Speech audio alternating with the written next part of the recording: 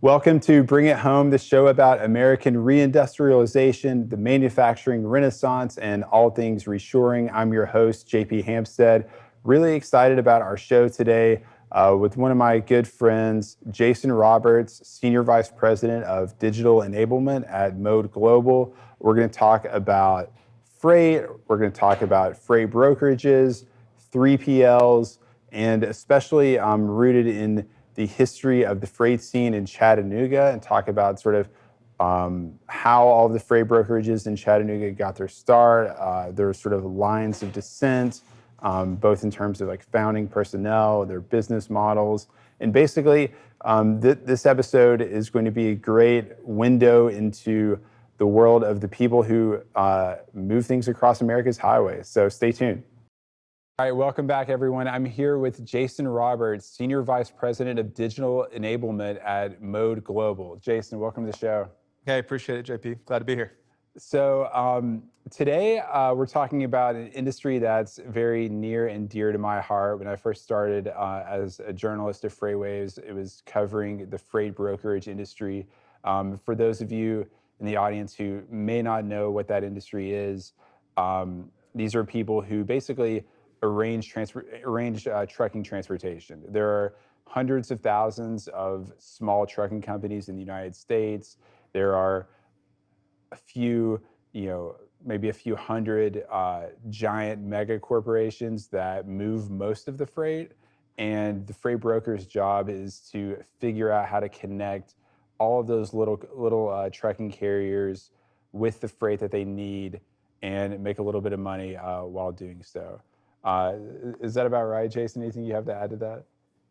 No, I think that's a pretty fair assessment of the industry and kind of what freight brokerages do. I mean, one of the things that I would say is this is an industry that's grown immensely over the last 20 years in particular, and really leading up into the pandemic. It's probably a $120 billion industry that's largely invisible to people who aren't involved in transportation. You don't, people see trucks on the road, but they don't see the floors of carrier salespeople pounding the phones, right? Yeah, I would agree with that. If you know, you know. Yeah, right. So one of the things that we'll always kind of talk through and why there was this space and place for this to exist, right, was because of just the sheer size and scale of everything that needs to be moved across the country. And kind of the way I'll try to explain it to, let's call it friends that, when we first got into the industry, like, well, what's logistics? What's a freight brokerage, right? It's like, hey, we're moving, we're kind of this middleman who we're connecting shippers with carriers, relevant carriers to relevant shippers. And we would kind of think about that as, look, hey, Walmart, right? They only have so many trucks, and supply and demand, that's always going to have peaks and valleys, and there's always going to be a time where they need to reach out, they need to get product moved, and they don't have enough assets on their own to do that. What we've been able to do is leverage relationships with a myriad of customers, right? So if I have 100 customers, I can leverage my carrier network, right? Because a carrier is comprised typically of a really small organization. So something like 90% of trucking companies, they've got about 2 trucks. Yeah. That guy's never getting in with Walmart because Walmart can't spend that amount of time to that many folks. So where we kind of provide value in that sense is, I have a lot of freight for him. I'm going to use that across my entire shipper network. And on the other side of that, right, I'm still going to go and leverage that carrier network to my shipper customers. Yeah, and so maybe you could think of like the ultimate origins of the freight brokerage industry in like the Motor Carrier Act of 1980 that deregulated trucking, allowed trucks to simply pick whatever origin and destination they wanted to run, set their own rates, and the industry was sort of off to the races after that. Prior to that, I think trucking was dominated by a very large, LTL carriers that would sort of grow by acquiring people that had licenses to run in certain lanes. After that broke apart, there was, a long period of fragmentation, and then you can think of freight brokerage as kind of sort of re-aggregating all the fragmented capacity and trying to efficiently utilize it? Yeah, I think that's a great way to articulate that, right? We kind of think about it from just the total addressable market, right? So I would tell any broker or any person when I'm kind of describing the opportunity, right, is that every single thing that's in this room, right, the carpet, the chairs, the lights, the walls, the windows, right, all of those are 15 different manufacturers that make those. Each of those are in a different industry vertical, and all of them have multiple manufacturers that are coming from different points in the United States, and so there's this incredible parity between all of the different products that we move every day. And so from a brokerage standpoint, again, the benefit there is that there's never a threat of some significant ownership by one person, right? Even the largest provider in the country has maybe 2 or 3% of the market share. So it's really evenly distributed and what I would call a democratized industry. That's great. So tell us a little bit about Mode Global and where that company sits in this landscape. Sure. So Mode Global is, let's call us a top 10 brokerage in the country. We do a little shy of $3 billion in gross revenue. That's split across a few different modalities. The primary being over the road, so truckload freight is taking up $1 billion plus of that. Just under $1 billion we also run via rail. So we're uniquely positioned in the marketplace because of our presence on both of those modalities. Also have a healthy LTL spend. We're a licensed MBO, so really we run every single mode: truckload, LTL, small as parcel, international, ocean, air. We're moving that freight any which way you can. And what do you do at Mode Global? So my role is the SVP of Digital Enablement, which could mean so many things, Yes. and it does. So I think my role is a bit unique to the organization. So Mode is a holding company. There's a few different brands underneath. And Avenger Logistics was a truckload company. It was a full service, what we call a cradle-to-grave 3PL. We'll get into that in a minute. Yeah, and we were acquired about 5 years ago. And over the last few years, my role kind of changed from overseeing that operation to building out our digital ecosystem. And so really heading up our product teams, looking at where we can build out value-added services for our customers, and then really how can we create true operational efficiencies so that we can reduce our cost to serve. And a lot of that, of course, has been almost predicated by the current dynamics we've had in the market over the last several years. Yeah, so when you say cost to serve, in the old days, that basically meant like how long it took you to find a carrier, how many phone calls you had to make, or the kind of cajoling, or how much you had to pay the carrier to move the load. And a lot of that knowledge back in the day was sort of implicit. The broker would know someone who liked this lane, or they'd worked with a carrier who had expressed interest in this or that, or they knew that someone was empty in a certain market where they had a load. But all of that implicit knowledge, in theory, can be digitized and algorithmically sort of resolved, right? Yeah, so we've taken a lot of strides over the past decade, and really in the past 3 or 4 years in particular, just from a technology standpoint and from a capability set. So today, right, again, what we're bringing to the table when we're going to market and what our value prop is to a shipper is that embedded knowledge, right? And we do harness that today very differently, right? 15 years ago, that was, some yellow notepads. Maybe you had a spreadsheet. Maybe you had your list of carriers that you called, and you knew specific regions on who to call first. Now all of that is harnessed inside of our systems, and we can quickly understand and know, right, if it's this customer, if it's this lane, we know exactly who to call. we're running what we would call waterfall tendering or routing guides, very similar to what a shipper may think about on their procurement events, where again, I don't just know who my first guy to call is, I know who my next 10 guys to call are if those first 9 aren't available. And in theory, like how the price changes the further you go down that list, and things like that. Yeah, absolutely right. We run in an industry that is, very margin conscious, right? We don't operate off of 30% or 20% margins as an organization and as an industry, right? For years and years, that 15% mark's kind of been The industry rule of thumb, standard, yeah. right? And if you're above that, you're doing a really great job, and if you're below that, maybe you're not. But again, we're also victim to the pressures of the freight cycle, which has seemingly been independent of the economic conditions that we've been under as a country, right? Yeah. For those of you who don't know, trucking is sort of a boom and bust industry. There's very little barriers to entry to someone, either getting a CDL or getting a lease, a loan to buy a truck or financing a truck.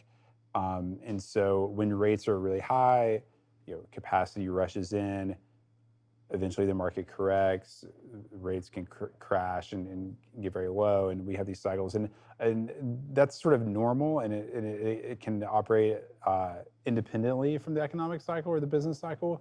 But the whole COVID thing really distended it, and we had a crazy high multi-year boom and then a crazy low multi-year depression. But before we get into the effects of the pandemic on freight brokerage, which I think are actually really interesting and have forced a lot of change, I want to rewind a little bit and talk about your story in the Chattanooga freight brokerage scene. Of course, there are freight brokers in pretty much every city in America. Chattanooga has a bunch of them. So I kind of want to hear about how you got started in this industry. Yeah, so I think it's really interesting to kind of talk about what happened in Chattanooga, right? Chattanooga is a mid-market city. Yeah. We're not Chicago or Detroit or LA, right? It's a smaller city, not terribly small, not terribly large. And there's, if you looked at a per capita of freight brokerages here, right, we're pretty saturated.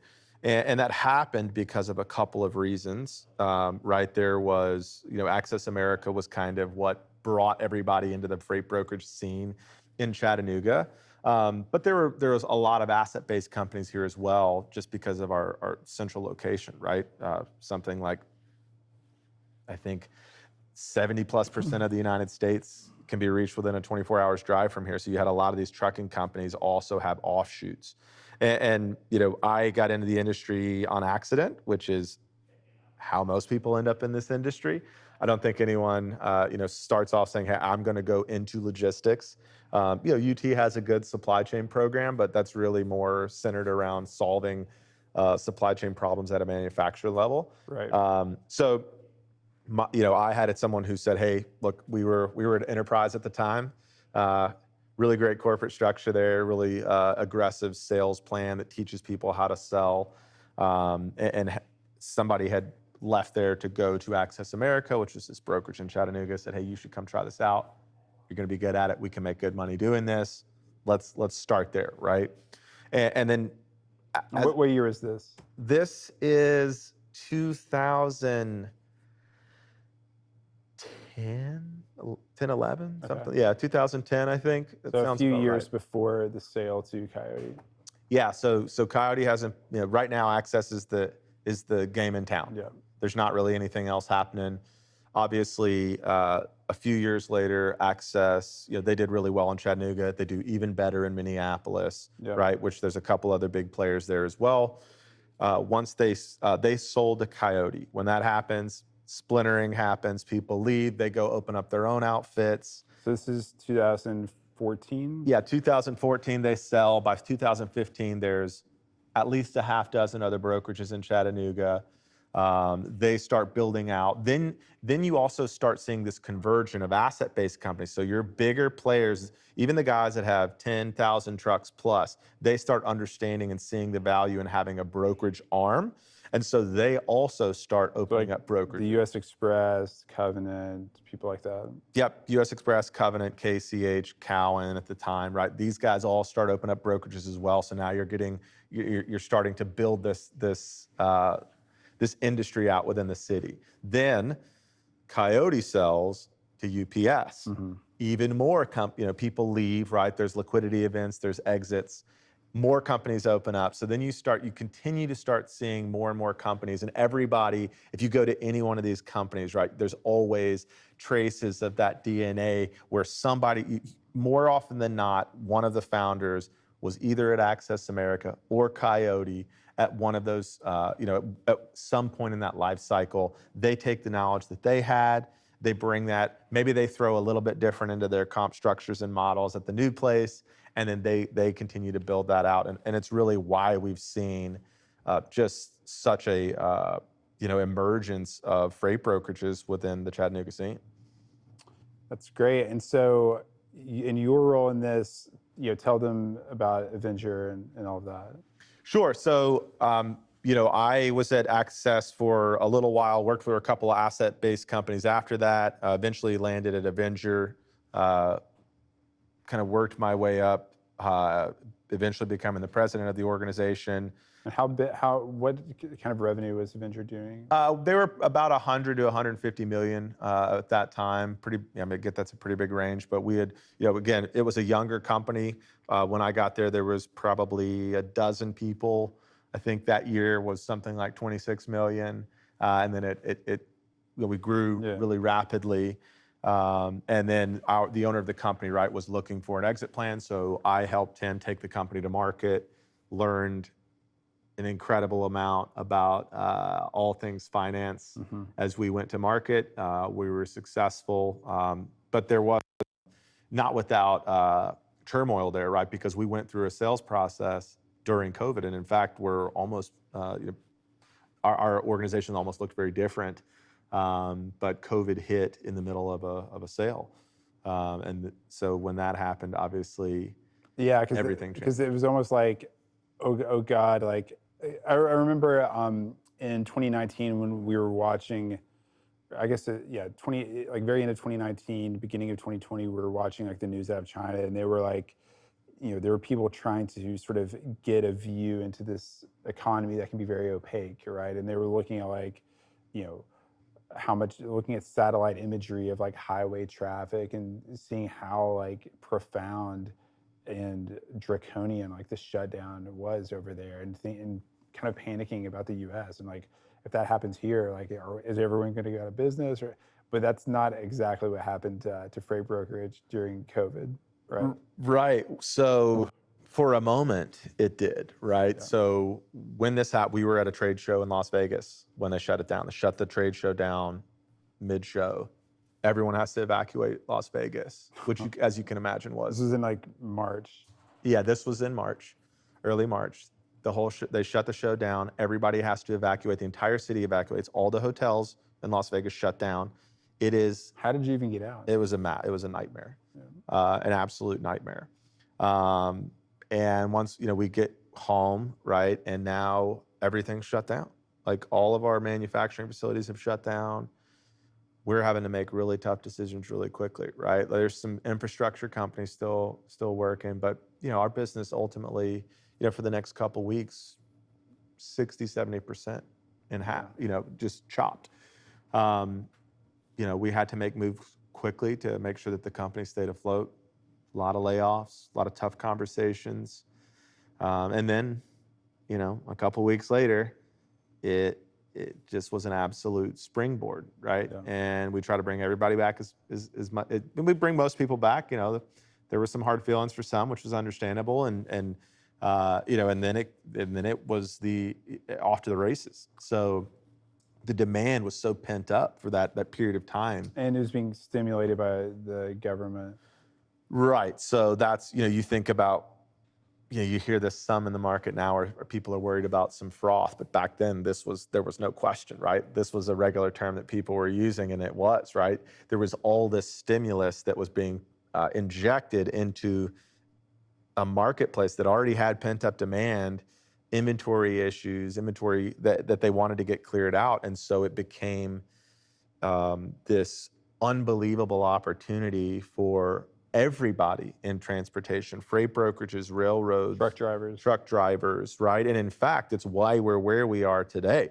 So during this period of time, people saw that containers across the ocean were 20 times more than what they normally, insane prices that were normally $2,500, $3,500. Yeah, at the top end. It wasn't ridiculous to hear $50,000 for one container. That there's hundreds of these on these vessels that are coming over, and everyone was fighting for allocation. And so what we saw was this incredible glut that happened across all modes. You saw companies try to add assets as quickly as possible, add headcount as quickly as possible. And there was the new entries as far as truck drivers went was unprecedented. I remember seeing stories about brokerages in our region with like hiring classes of like 250, 400 people at a time. Our running joke was kind of, there's always some level of healthy competition, is that there were folks where it was like, hey, if they can breathe, I at least want to interview them. And it really was this position where we couldn't hire people fast enough. We had to react so quickly on how can we train people to get this done as quickly as possible. And again, we were not prepared. And was the bottleneck for you guys, it wouldn't have been in sales necessarily, it was in covering freight, Absolutely. Right? Yeah, the sales part wasn't it, right? At that period of time, the value proposition to a customer was pretty easy. I have capacity, you need capacity. And there wasn't a huge barrier of entry, right? Yep, I need you, because no one else is getting this done the way that I need it to get done, or as quickly. You had these opportunities that you wouldn't have otherwise had from very large organizations that normally have pretty structured and rigid onboarding process. But likewise, we also have onboarding processes, right? We have evolved as an industry where everyone isn't just getting trained or the hope is that people aren't, hey, day 3, you're making cold calls to a customer, right? We're trying to teach people and set them up for success. But in this scenario, it's like, hey, I need someone just to cover freight, because this is not about whether or not I can get the freight. I just need somebody to move it. And so we weren't prepared as an industry to deal with that. We didn't have the technology tools that we have today, even just 4 years, 5 years later. Right, to automatically match. Right, and that's where you started seeing this recognition then. Some people started investing right then, and then in the next 48 months, you really started seeing a shift in how we thought about people, process, technology. Yeah. And so after, I think it was about the end of the first quarter in 2022 when the winds really started shifting and demand receded, and we still had tons and tons of people, driving trucks on the highways, and also, occupying desks at brokerages. The industry went through like a really sharp correction, lots of bankruptcies, layoffs, et cetera, et cetera. How did that change the way that brokerages make money? I mean, typically, when I think of a freight brokerage, I think of someone who tries to sell high and then buy low, right? You say, Walmart, I can move your freight for $2 a mile.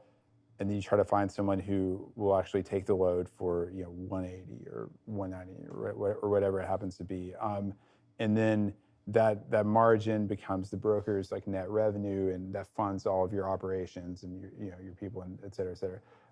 What kind of pressure were you guys put under when the market flipped? Well, look, I mean, there's no sugarcoating the sharp reversal, right? Your comps looked pretty bad for quite some time. No, comps especially, yeah. Right, and at least on our side, right, we're PE backed and have that benefit in this case versus a publicly traded company where, again, it's like those comps were tough, right? You went from this world that like, hey, we all knew this wasn't real life, and I hope everyone made money doing this, and I do mean everybody, right? Because mistakes were made across the board, and we felt the pain of that throughout the industry. I think that look, the reality is the way we make money hasn't changed. Like it's that little middle piece. And the other challenge and pressure that's come, right, is with that surplus of capacity. Look, these are also carriers that made a lot of money and started investing in technology, right? So people are looking, the eyes on the glass are looking at the same rates as far as like what should a benchmarked rate be, what should the market rate be, right? So that band of variance became tighter and tighter, and so your competitive advantage would also, theoretically become slimmer. So the brokers traditionally had a sort of an information advantage, or they exploited like an information asymmetry where, the people with the freight, the large retailers and manufacturers, didn't necessarily have good visibility into prevailing market conditions in every geography that they needed to operate in. But the brokers, talking to the carriers every day, did know what the rates were going for, and they could, and so their job was to sort of live inside of that bid-ask kind of spread and make money that way. But with the proliferation of like market data, other kinds of sort of next gen like load boards and marketplaces, that market became much more transparent, and brokers had to continue adapting. Yeah, and to be clear, right? I think that there may have been at some point some sort of perception, right, that brokers are scalping, and certainly not the case, right? Again, that margin of profit or loss is thin. Yeah. So absolutely, there was opportunity, right, where you're closer to the pulse of the true daily market that a customer may not be, because they're looking at it from a 30,000 foot view versus a tactical person, right? Absolutely, that was the case for periods of time. Now that there is this transparency, the value proposition has to shift away from capacity to, okay, what else are you doing for me? Particularly in a market where, again, we've seen an oversupply, right? Today, we will not It's not hard to find a truck. Right, we will not get enough demand in the marketplace to satisfy the amount of supply that we have for just assets on the road today. Yeah. And so we've thought about, okay, now that value proposition has to shift away from capacity, and I have to be able to be solutions oriented. I need to be able to bring value added services to my customers. I need them to see what we see, right? Because we do have that tactical view. And so so give me an example of what that means for some truckload shipment. So I would look at it not just with some truckload shipment. I think it's fine to look at it from that view, but I want to take a customer's network, for example. One of the things that we'll do now is we'll take a customer's data, right? Something very similar to what they would send out for an RFP, for example. So all of their origin destination pairs, the amount of volume they're doing, even down to like what commodities or at least equipment types that they're required. Yeah. So what equipment did you haul it on? What was the weight? How often did you run it? Right. These are things that customers are typically sending out at least once a year anyway, when they're trying to get bids from carriers or brokerages. And what we'll do is we'll layer that up against our own network. We'll take the same period of time. So if it was 90 days of data or a year's worth of data, we'll show that to a customer, get on a call and say, look, here's all the insights we have, right? We want to be transparent with you. There's areas where we're buying better than you because of our buying power. There's areas where you're buying better than us. There's areas where we're sending trucks every day to drop off in your origin and they're empty. Right. Maybe a customer we have relationships with this carrier. They'll be much cheaper coming out. So a great scenario, right? We were on a call with a customer who has a lane that's going from Washington to Colorado, right? There's a certain time of year where that's a really good lane, and then there's a period of time where that's a really hard lane. Think the winter time. These drivers have to put chains on their tires just to even go down the highways because of all the weather events that happen. But what we were able to uncover with that customer, exactly what you're saying, hey, you're Washington, Colorado. I have people coming out of Colorado regularly. I can marry both of these lanes up and I can save you, let's call it 20%, right? Because we're showing them the data and we're being transparent about how we're doing it. So what we've tried to do is kind of remove the sheath from, we don't want it to be a secret to our customers, like how we're procuring carriers. We're fine with showing them that. In fact, it is our selling point. Hey, Your network is your network. You're tethered to your network because you only have so many distribution centers, Facilities, yeah. right? Like that's where they're going to be. You don't have the ability that I have, which is I can take your network and I can take customer B's network and customer C's network, and I can align them. See all the overlaps. Yeah, and show where there's opportunity to optimize. And we'll take it a step further too, right? We've got customers today where we have both the raw product and the end product together. And so we can have those strategic conversations with both customers together. And we'll have a joint conversation to say, hey, look at what we can do with this. One of you needs to own this lane fully. And we'll take it from cradle to grave for you and create real opportunity.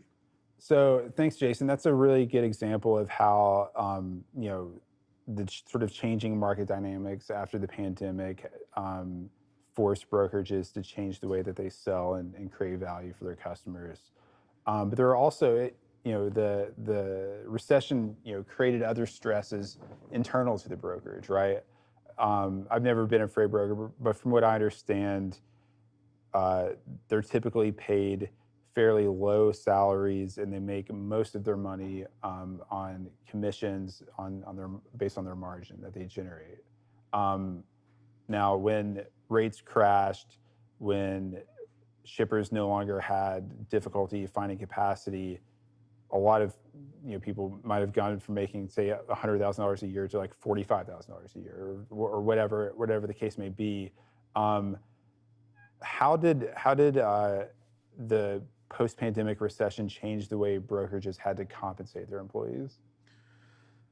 Really great question, and I think one, it's interesting if you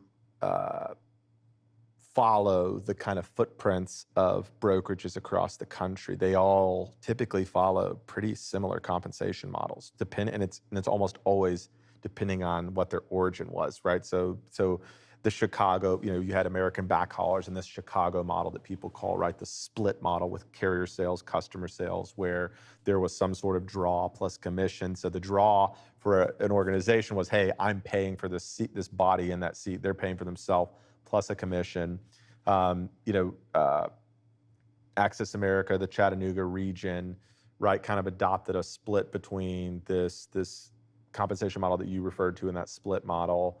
If you go out west, right, they're more traditionally following what freight forwarders did, which is natural, right, because a lot of that's where they originated from in Cali and in the Pacific Northwest. So I think that's interesting to follow, right, that everybody has like these similar but different. Yeah, we were talking about it almost like the genetic code of a brokerage, and whatever their ancestors were, they sort of carry, either the business model or certain processes or compensation.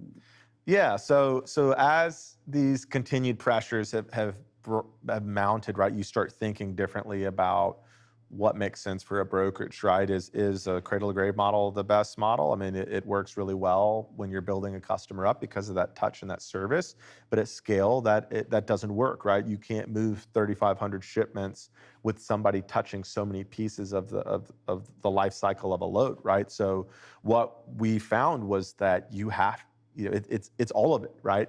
It's what is the customer's needs, address what that customer's needs are, and we're going to scale an operations team that is suited to that customer, right? If it's heavy volume, that's a different model than, hey, we want you to build this and kind of eat what you kill, right? That's that more organic, early level. Yeah, well, tell me about, so I get the difference between cradle to grave in Chicago, where like cradle to grave is, I win I make a bunch of calls to the customers, I win the freight, and then I'm moving the loads myself. And then once I get to a certain volume, maybe I'm adding some people to help me like move the loads to my like pod or whatever.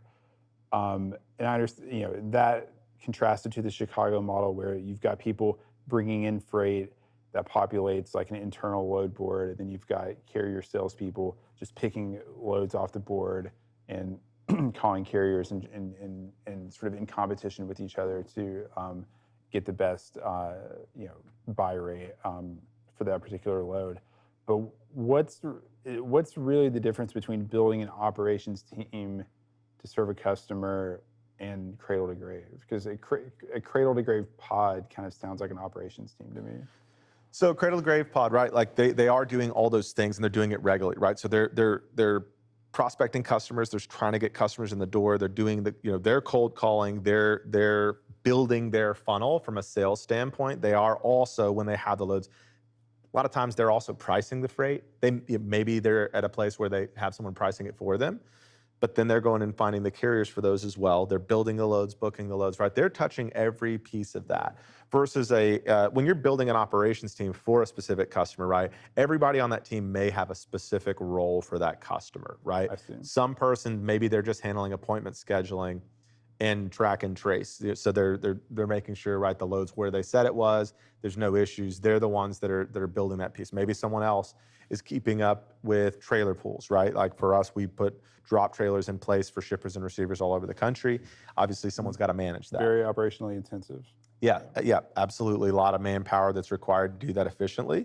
And so that's where we think about that, right? So instead of like a group of like generalists all kind of working for, a guy, essentially working for a sales guy who may have multiple customers, we've got operations teams focused on one customer maybe, and then it's a group of specialists. That's right. Got it.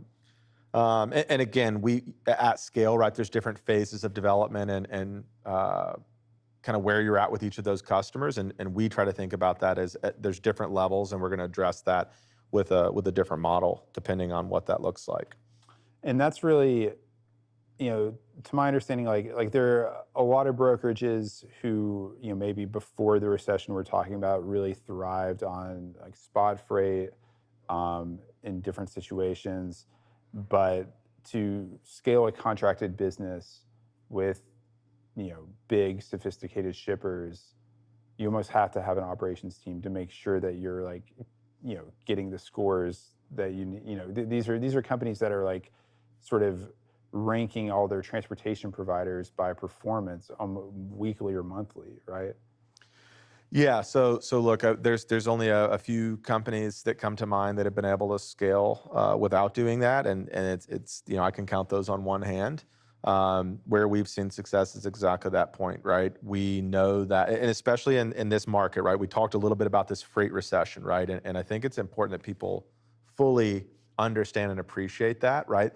The economic market, right? We've continued to still hit higher highs despite all of the volatility and uncertainty, and it's talk of recessions, but those haven't really happened. Meanwhile, in the freight world, for the last 3 years, we've continued to see prices continue to come down from a general cost standpoint, right?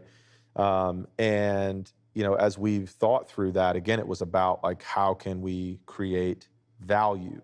And so because there's so many trucks in the, capacity in the marketplace, right? Customer service scores, right? Their routing guides are pretty well taken care of.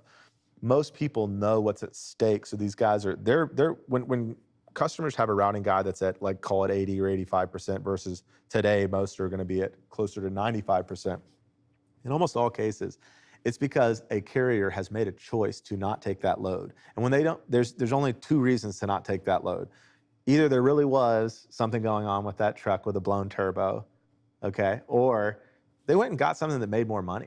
Yeah. And in that spot market in particular, you talked about there was such opportunity where you really had folks that did, that might be, it wasn't a short-term thought. They looked at how much would I make with this customer for 1 year if I held to these contracts that I have that are outdated, they don't address the current market volatility. I could come off of these and just go and take spot ad hoc freight, rejected loads or unplanned shipments, and I'm going to make 4x what I was going to make on this contract, which also means I can do 25% of the loads I was going to do and still make the same amount of money. When that happens, they become easy decisions for people. So I don't knock brokerages and carriers for doing that when it happened. Right. But again, now we're in a different scenario where you have to perform. That's table stakes.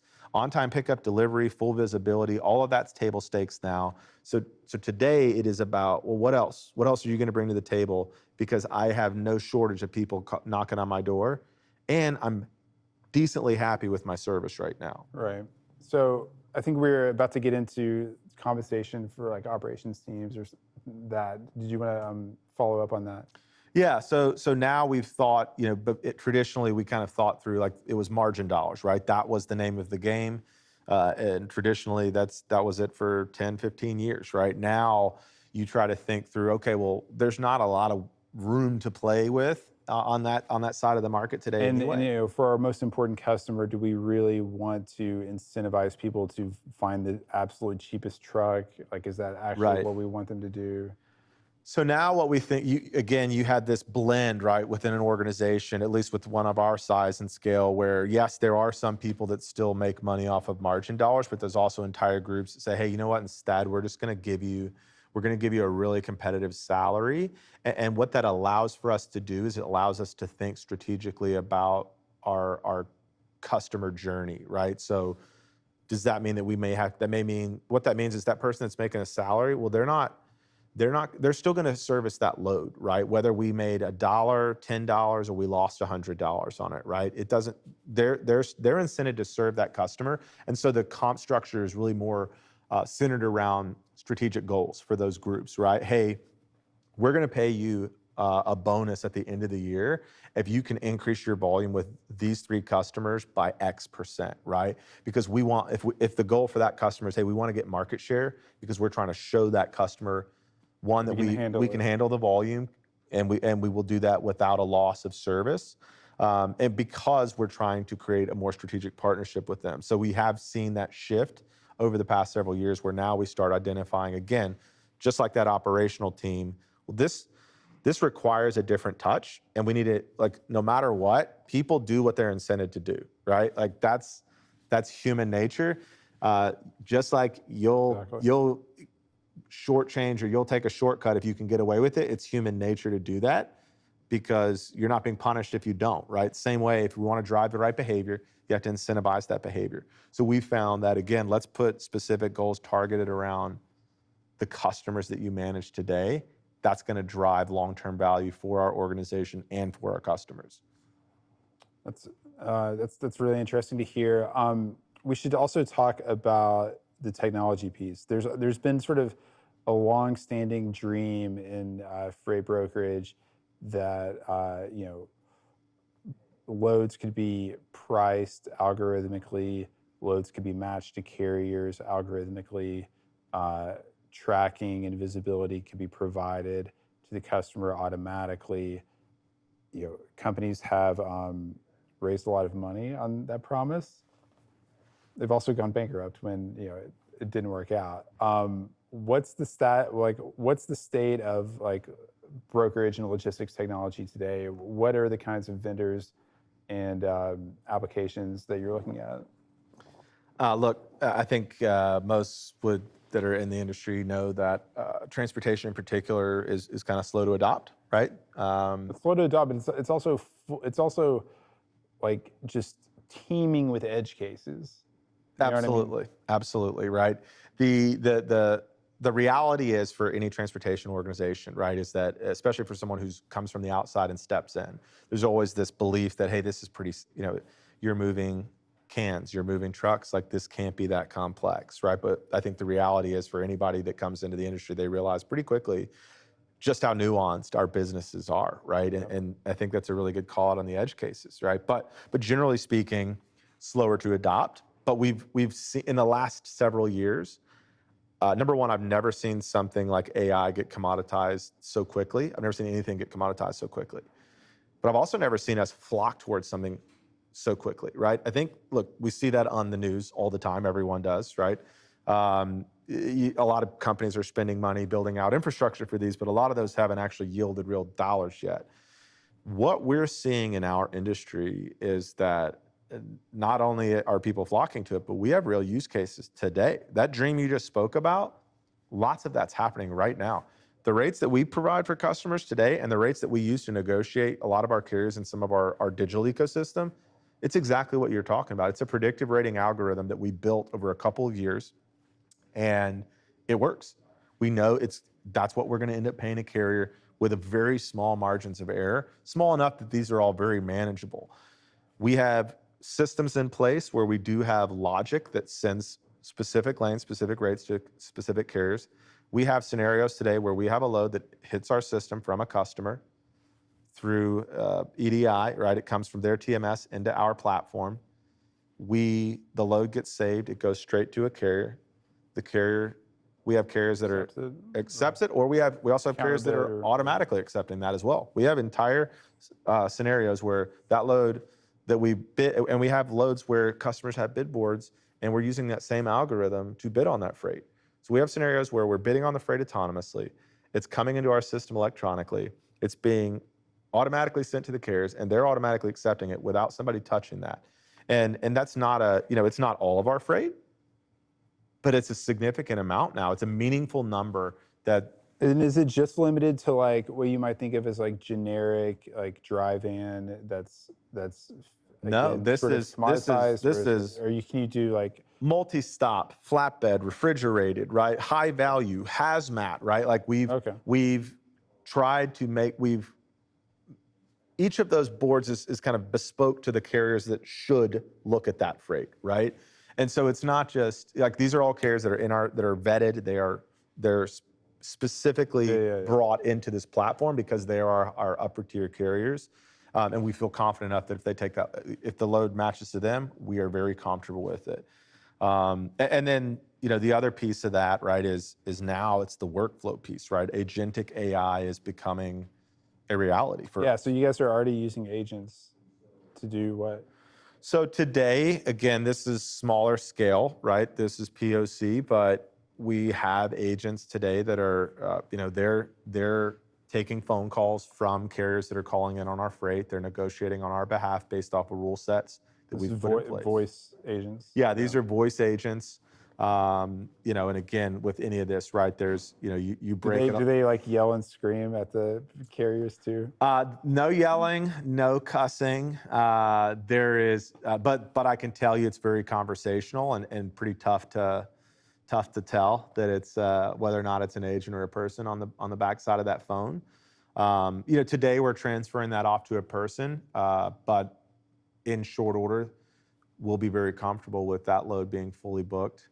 Again, it's what we're trying to think about is there is some things that can be automated, right? We don't think everything can be. We don't think relationship management will ever be AI, right? I think that piece is real on the carrier side and on the customer side, right? But we all have this portion of freight that we could and we want to automate, right? Because that's where we talk about that reduction of cost to serve, right? Right. It's all about like loads per broker per day, and to some degree.